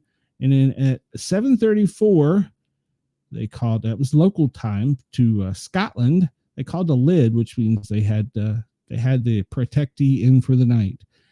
All right. Then there was no event scheduled on Sunday, and they had the out-of-town travel pool. And then he met with Eric Trump, Warren Stevens, but there was no time frame provided. And then they called a full lid at 4:05 a.m. Not sure why it was so late. An out-of-town pool call was at 5 a.m. because they were going to be traveling. So he played golf with Eric Trump in Scotland, and he met with the European Commission leader. There's a story about that going around because he announced a new trade deal. I didn't even get into that story for today. They had an 8:15 local time call for the local press, still in Scotland, and he meets the Prime Minister of the UK, of Great Britain, and Northern Ireland at 12 o'clock local, which is 7 a.m. Eastern. And he participates at 7:30 a.m., which is 12:30 local, the bilateral meeting with the Prime Minister of UK and Great Britain, Northern Ireland. And then he's going to depart en route to Scotland, 10:45 a.m. Eastern, 3:45 local. And at 12:25, he's going to arrive, which is 5:25 p.m. local, at a golf course in Scotland. And then we don't know where he's going from there, but I'm sure we'll find out soon. Let's see here. All right. Let me refresh this real quick. This is NBC's Washington Live desk, basically. We'll just kind of hit the highlights. Like we just discussed, he did meet with the UK Prime Minister. They're talking about aid with Gaza. Let's see. And White House says their details are forthcoming on his Gaza aid plan. And he said that America is going to be more involved because President Trump has a humanitarian heart. Okay. When did it? Okay. Seeks quick deposition of Robert Murdoch in Jeffrey Epstein case. So he's asked for them to do a quick deposition. All right. Government allows federal employees to try to persuade each other to rethink religious beliefs. What? The Trump administration has issued guidance on allowing religious expression at federal agencies in a new memo, including government employees can try to persuade each other of the correctness of their own religious views. Employees may engage in conversations regarding religious topic with fellow employees, including attempts to persuade others of the correctness of their own religious views, provided that such efforts are not harassing in nature. The memo from the Office of Personnel Management says employees may also encourage their coworkers to participate in religious expressions of faith, such as prayer, to the same extent they would encourage coworkers to participate in other personal activities. During a break, an employee may engage another in polite discussion of why his faith is correct and why they not inherent should rethink his religious beliefs. What? This is a memo from the Office of Personnel Management. We need to look further into that one. He criticized Israel over the starvation of Gaza, as he should. Democrats are calling for the release of the Janine Maxwell interview, as they should. And Vance said 2 hours ago that Trump wants full transparency over the Epstein investigation. And then Vance defended a bunch of policies. Judge blocks Trump administration efforts to defund Planned Parenthood. Then 3 hours ago, he said he never had the, quote, privilege of going to the island, which was a political hoax, he calls it. And Project 2025 author Paul Dans will challenge Republican Senator Lindsey Graham in South Carolina. Interesting. We'll see how that goes. And we are pretty much, I'm just kind of skimming here to see what's break. I'm not really clear why we need a memo telling you can tell another employee their religion isn't correct. Yours is. That makes no sense to me. Weird. But we'll look into that later. Daily briefing, pretty much as we talked about. Hey, KG, welcome. You're a little late. We could have used you earlier, but thank you. Please hit that thumbs up button. And I know you're already a subscriber.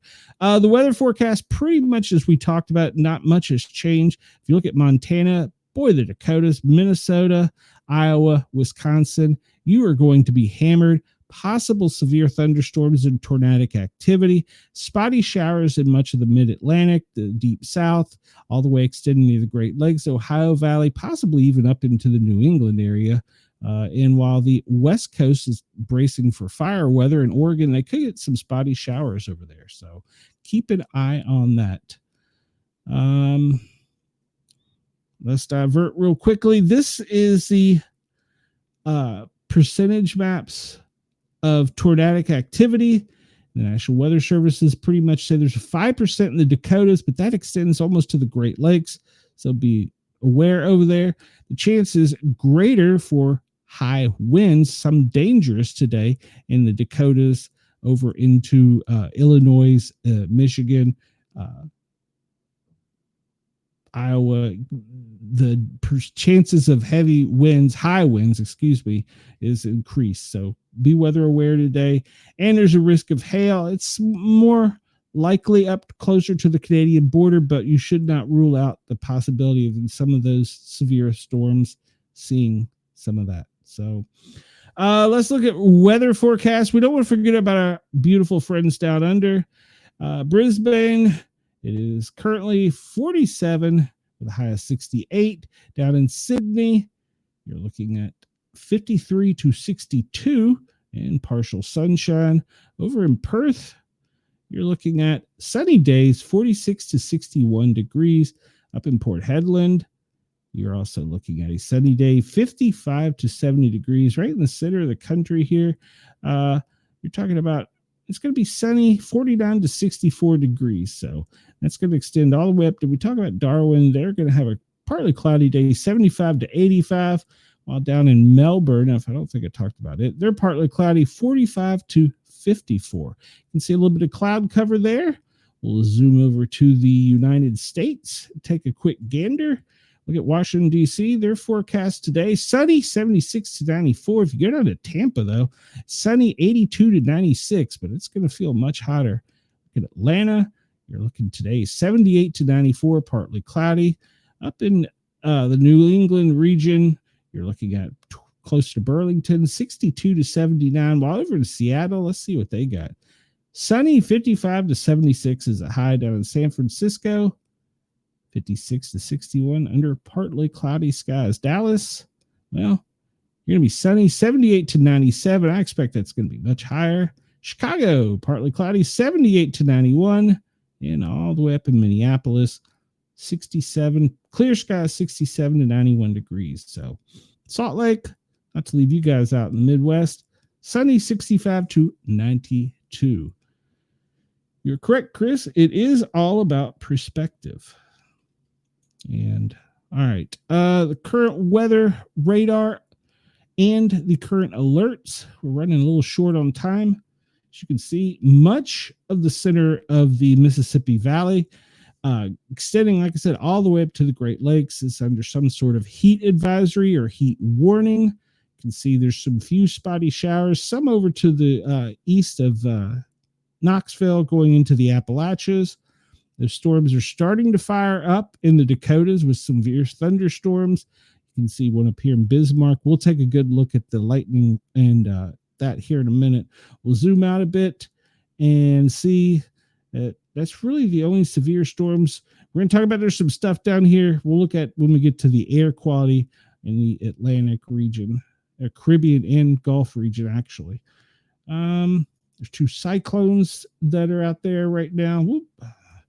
And we look at the radar for Australia, and currently really looks like in South Australia, there's one slight strong storm off the coast just in north of Adelaide. Otherwise, it looks unremarkable for the continent as far as radar. And once again, just another quick look of the radar worldwide, and we see, like we're talking about, the small storm down there, the heavy one up in the Dakotas, and we see out here in the Pacific the remnants of what's trying to be a tropical disturbance and hurricane later today, possibly. Look at the weather warnings. Let me refresh this because it might be a little bit old. Puerto Rico flood advisory Special weather statement in Puerto Rico. Heat advisory in Kentucky, Maryland. They did their test message. Special weather statement in North Carolina and Tennessee. That's the heat and the potential for pop-up storms. Severe thunderstorms warning in Columbia, Aiken, and down in the South Carolina-Georgia border for the next 9 minutes. Heat advisory up in Connecticut, New York, New Jersey, Kansas. You have a flood warning at Kansas State. Sorry, not city necessarily. Heat advisory for, pretty much the mid-Atlantic, Connecticut, New Jersey, New York, and Tennessee. Greene County, just on the south side of the Appalachia towards northeast Tennessee, a flood advisory. And we see here, getting back a couple hours ago, we're looking at all the special weather statements in the south, all pretty much talking about heat. In North Dakota, severe thunderstorm watch for the next 2 hours. Kansas, heat advisory for the next 17 hours. South Carolina, you have a special weather statement. It's about to expire. I'm sure it'll be, if it's about to do with the heat, it'll be extended. And in heat advisory, Delaware, New Jersey, Pennsylvania.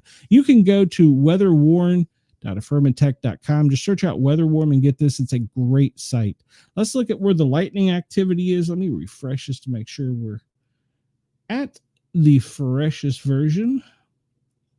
All right, so we see up in just south of Bismarck, a little activity. Doesn't look as bad with lightning activity as the radar portrayed. Just south of Winnipeg, but goodness, you get over here just to the west of Detroit. That's a pretty good sized storm that's extending almost across central Michigan. So if you're up in Michigan, be weather aware. There's a lot of lightning. We look here and we see the scattered showers have popped up in the southern Appalachian Valley, and we see everywhere from pretty much the Georgia state line all the way up through the section of Tennessee in the southeast, extending into southwest Virginia. That's got a lot of activity to it. If you look over, we talked about the one at the Georgia-South Carolina border. There's a lot of lightning activity yet in it. And if you look offshore there's a lot of activity right there. There's a reason you don't see so much activity here. We'll discuss that in a few if we got time. Miami, down towards Keys, Homestead, you've got a pretty good sized storm down there in Alligator Alley, so be weather aware. Zoom out and see if there's any electrical activity. The only electrical activity I see is it's pretty much in South Queensland. It's a small little cell right there at the Queensland, South Australia border. So it's the only real thing I see out there. Let's look at power outages real quick for the United States. And we see currently Minnesota has 15,932 people without power. That's probably because of that storm. Look over to Virginia and we see 10,483. That looks down there by Appomattox, coming up off of Chesapeake Bay, that area, and then down in Craig County, which is a little bit to the northeast of Roanoke. So that's where that activity is. You can go to poweroutage.us and see where it is in your area. We'll talk about heat real quick. If you're in Florida, you're in a code purple. It means it's extreme. It's magenta, they call it. Rare or long duration extreme heat. There's no overnight relief. And anybody that doesn't have proper cooling and hydration is going to be sensitive. We look over into the Carolinas and we see also some magenta. That's going to continue overnight. But if you look at the whole eastern side of the country, on the east side of Mississippi, you have some kind of either code red or code orange. And to the west of the Mississippi, extending all the way to the Midwest, you've also got some code red and code orange. The entire country has a code yellow, which is minor. Down in Southern California, Nevada, Southern Nevada, most of Arizona, you are in a code orange. There's pockets of code red that's closer in smaller cities. Texas, most of you is code yellow, but the northeast section from Oklahoma down to Louisiana, code orange. So be weather aware, hydrated, protection. I read a story that said we shouldn't be wearing sunscreen because we're killing our body's defenses, but then they're also concerned about cancer. So I'm not really sure. I'm going to follow up on that one. Talked about the effects that we were having on our skin, that it wasn't allowing our body to basically change to the adaptation of what it normally would by us putting a chemical on to change it. Of course, then there's also the worry about skin cancer if you get too much sun. So I'm going to need to do some more homework on that. Tampa, you are currently 96. You're going to look at triple digits today. Up and going through the south, looking at Montgomery, Alabama, 93, 94 Atlanta, Charlotte, 94, Washington, D.C., 92 degrees. You get up here to Burlington, you're looking at 90, Boston, 84, moving over towards the center of the country. Bismarck, 79, that's where that cooling area is. It's trying to get down to Sioux Falls, which is 90, 94 in Omaha, Kansas, 95, Tulsa, 95, Dallas, 95, 93 on the coast there at Houston, Phoenix, 105 degrees. 100 degrees, but it's getting up to almost 105. Let's see. Medford, Oregon, 81, Portland, 74, Seattle, you're cool at 69. Zoom out and visit our friends down under and see what their winter weather is. That's their fall, I guess. Brisbane, 51 degrees. Sydney, 52. Melbourne, 48. Adelaide, 49. Perth, 45. And over in, I always butcher this one, Canberra, 54 degrees. And looking up into Darwin, 75 degrees currently. And we see that heat band extending pretty much to the north of the equator, across the top of Africa, most of the Middle East, extending all the way back to the west and most of Central America and most of Central United States of America, as well as South America. So that heat wave is really stretching out there. So everybody be weather aware, hydrate, hydrate, hydrate. Take a quick look at our winds. This is if you're only listening to me, which I can't blame you. Who wants to see me? I got a face for radio. You can come over and look at our AI generated winds for the world. This is our calming section. We see off of the coast of Oregon, Washington, up into the Gulf of Alaska. There's some spinning circulation. Not much going on right here in the Gulf of America, but is extending up to the west of the Mississippi. Pay attention to that. And here in a few minutes, I'll show you coming off of the Sierra across the Caribbean into the Gulf of America, way down into the South Atlantic there. There's a lot of dust activity, but there's very little wind to the northeast of it. So that's dampening some of the tropical activity. And it looks like we looked at our friends down under. It's going to be a mostly wind-free day, except for the Gold Coast and the West Coast. Otherwise, it's a cool and non-windy day. All right. I just noticed that when you zoom out, you get little stars. All right. Airflow. We're running out of time here, so we'll hit this real quick. Parts of the country under a code yellow are usually where the heat is, but this time it's up into the northeast in the Boston area where it's a code yellow. Down along the Gulf Coast of America and all of Florida, a code yellow.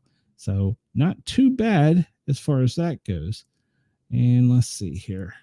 Let's look at the NASA fire map. We haven't talked about fires today. Canada, wow, they're still experiencing all those wildfires extending up into Africa.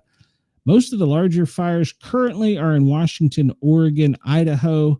We see some in the southwest Colorado and Las Vegas and down into Phoenix. All these little red dots indicate something that's indicated a heat signature or light or report of a fire, but they haven't been confirmed yet. So the only active fires we see are west of the Mississippi. Let's take a quick look at the smoke map and see how that's affecting us. We see the fires from Canada. The smoke is extending from Alaska all the way down through the Midwest. over into the mid-Atlantic, the Ohio Valley, back up into Boston and out. So that smoke is flowing pretty routinely. And if we look down here, the fires that are burning in the west is hitting up into the Gulf Stream air, and it's traveling to the east. So we have areas of high smoke today in Utah, Wyoming, Denver, pretty much all the mid-Atlantic, all the way back over to the Midwest. Smoky day.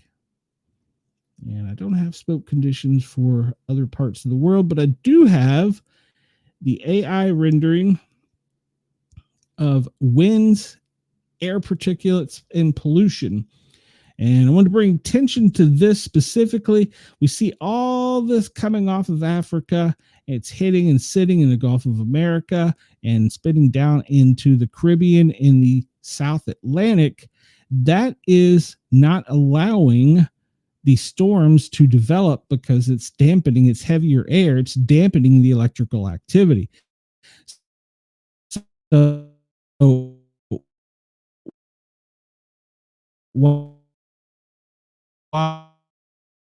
we are getting a lot of dust in the Atlantic that could be pushed easily up into the Chesapeake Bay, to the northeast, up into the Boston area. So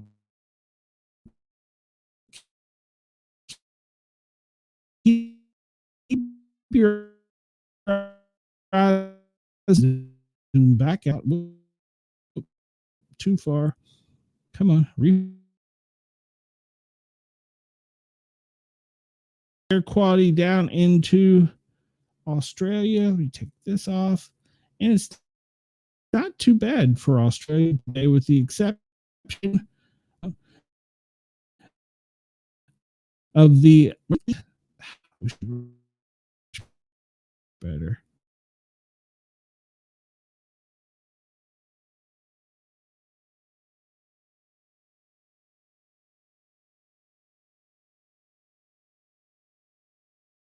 Fires, but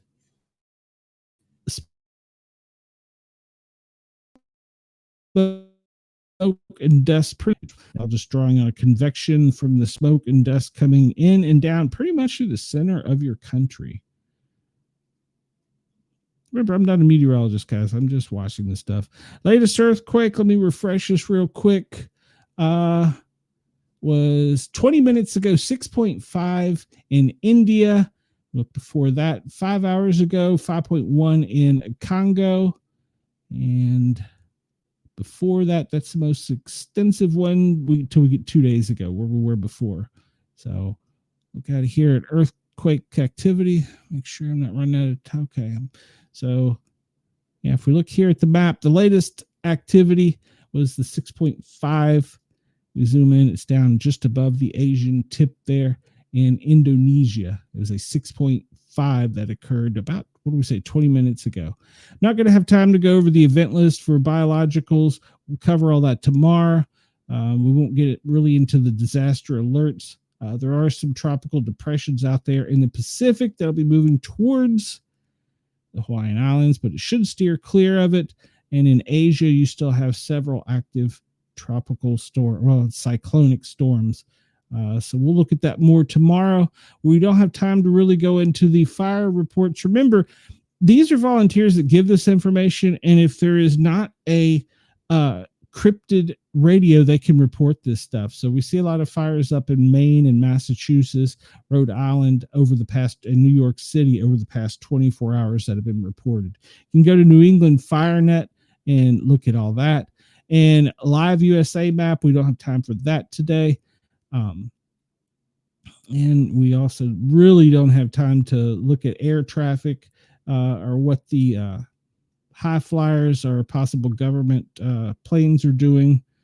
If we zoom out and take a look at that on Globe airplanes, see military is stretched all around the globe. Interesting, isn't it? And let's see. Any warnings? I didn't have a lot of time, but it looks like pretty much the same warnings.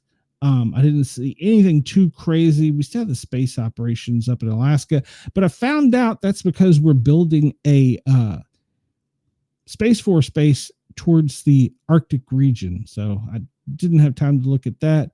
There's a lot of balloons up around the world. You can go to Sound Hub and see if they're amateur radio, if they're weather, or, well, if there's something else.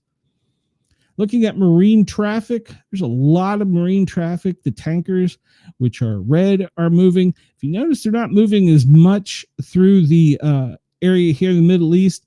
That's because the insurance companies are charging higher rates for the tankers to go through the strait. And so a lot of tankers, which are companies, are not moving. They're parked. So we're going to see that as the heat increases with a price in fuel. The green, well, that's all your stuff from Temu and Amazon moving around the country.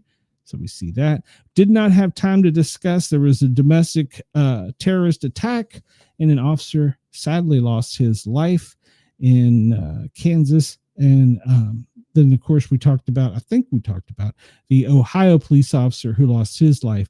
There was a Mayday declared in a fire in Connecticut that resulted in a firefighter line of duty death over the weekend.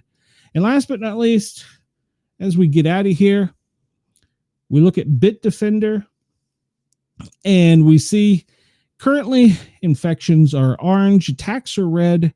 They're trying really hard to infect the United States. We see lots of attacks coming from Asia over into the United States. This is compliments of Bitdefender.